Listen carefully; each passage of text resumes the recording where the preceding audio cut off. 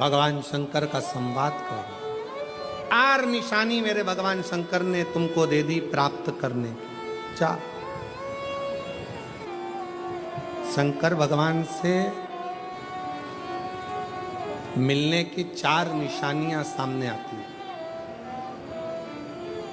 जब आप शिव महापुराण की कथा सुनते रहते हो, शिव जी के मंदिर जाते, 1 लोटा जल चढ़ाते, शंकर का भजन करते करते साल निकलते चले गए। 4 निशानी मेरे भगवान शंकर ने तुमको दे दी प्राप्त करने की।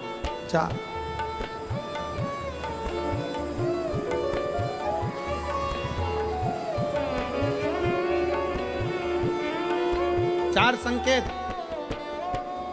शिव मिलने के, शिव समागम के, शंकर को प्राप्त के। पहला संकेत भगवान शंकर देते हैं अपने भक्त को, जो भगवान शिव की कथा को निरंतर सुनता रहता है, शिवालय जाता रहता है, 1 लोटा जल चढ़ाता रहता है, शिव को भजता रहता है, श्री शिवाय नमस्तुभ्यम कहता रहता है। उसको पहला संकेत भगवान शंकर देते हैं अपने मिलन का, उसको स्वप्न में दर्शन देते हैं।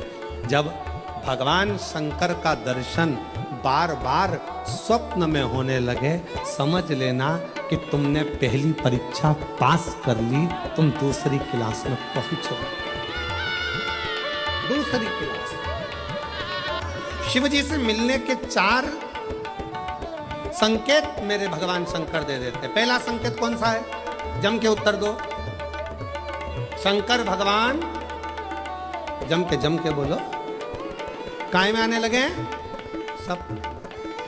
और रात शाम, वो कहते ना, रात शाम सपने में आए। वो कहते रात शिव सपने में आए, बोले मेरे सपने में आए। और गंगा बहा गए, गंगा बहा गए।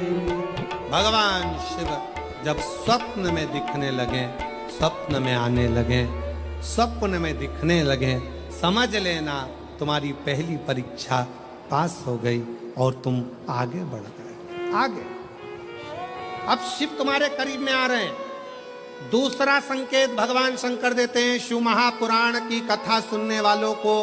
पहला संकेत शिव जी ने दिया, अगर शंकर सपने में आए समझ लेना शिव जल्दी मिलने वाले हैं। दूसरा संकेत, जिस शिवलिंग की तुम घर में पूजन करते हो, जिस शिवलिंग के मंदिर में पूजन करते हो, मान लो वो शिवलिंग कभी तुमको उसमें शंकर का प्रतिबिंब दिखने लगे, कभी तुम्हें ऐसा लगे कि कोई मुझे झांक रहा है, कभी तुम्हें ऐसे लगे कि मंदिर में और कोई भी है, तुम्हें कभी लगने लगे कि ये शंकर का शिवलिंग हिल रहा है, कभी तुम्हें लगे तुम्हारे घर में रखा हुआ शंकर का शिवलिंग कोई मनुष्य की आकृति जैसा दिख रहा है, कभी तुमने लगने लगे कि जिस मंदिर में मैं जाती हूँ वहाँ का शंकर का शिवलिंग ऐसा लग रहा है कि मंदिर में और भी लोग बैठे हैं। तुम मंदिर से निकल रही थी, पीछे से कोई की आवाज आई, तुमने पलट कर देखा कोई नहीं, तुम्हें लगने लगे, समझ लेना कि तुमने शिव पुराण की दूसरी परीक्षा पास कर ली। शंकर तुम्हारे करीब में आने चाहिए, शिव तुम्हारे करीब में आ रहे,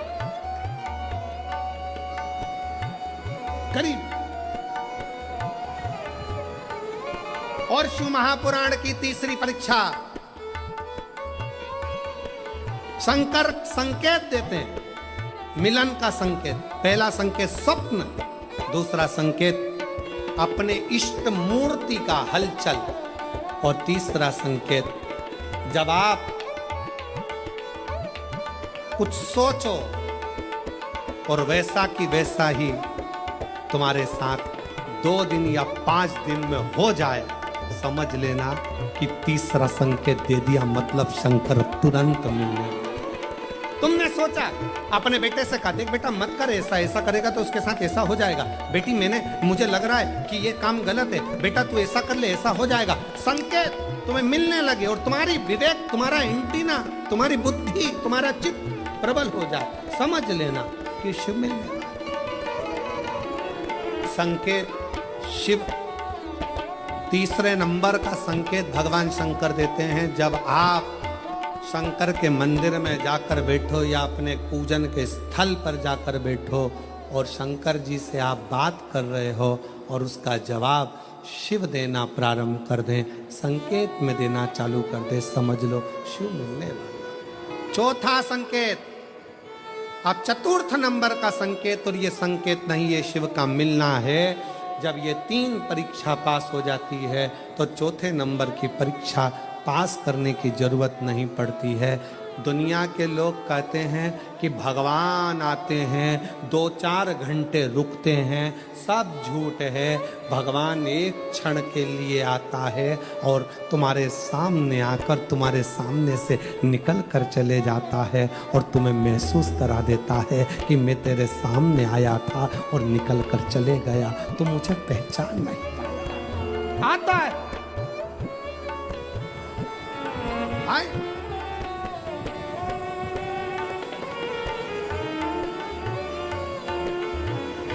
5 दिन की शिव पुराण चल रही है, सुबह से लेकर रात तक, रात से लेकर सुबह तक, सुबह से लेकर रात तक 5 दिन की यह शिव पुराण कल विराम हो जाएगी। कल तक में तुमने 5 दिन जो सवेरे भोजन से लेकर, नाश्ते से लेकर रात को सोने तक और सोने से सुबह तक, सुबह से फिर रात तक जो क्रम करा, 5 दिन का क्रम उठाकर देखना।